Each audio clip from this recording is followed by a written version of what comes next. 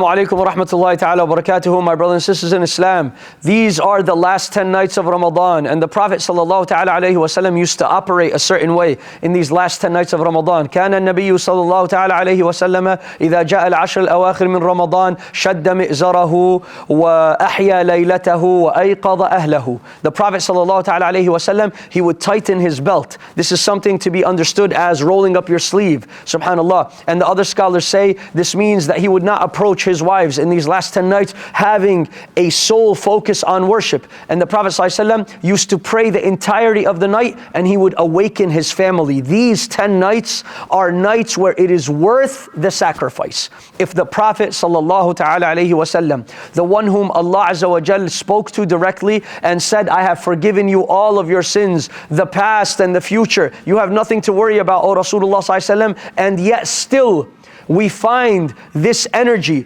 and we find this himmah in the life of the Prophet ﷺ in these nights. Who are we to be lazy? Who are we to allow sleep to overcome us in these nights? This is the time, and especially given what the ummah is facing with them in our hearts and in our minds, we must step it up, and we must step up to the plate, inshaAllah, and worship Allah subhanahu wa ta'ala with the best of that which we have to offer. In the ICD, bi'idhnillahi ta'ala, we are continuing in our journey with the recitation of the Quran, and in these last 10 nights, we will experience much more Qiyamul Layl programs that you need to be privy to. Make sure to subscribe to the newsletter. On the 27th night of Ramadan, we will have a full-fledged program, and on the 29th night of Ramadan, bi'idhnillahi ta'ala, we will complete the recitation of the entire Quran in this khatma with our beloved Shaykh Al-Hussein Ra'i, as well as myself, inshaAllah. We look forward to having you all. Let us push it, inshaAllah, and make the sacrifice necessary for us to be eligible for receiving Al-Afu, which is the greatest gift in the last 10 nights of Ramadan,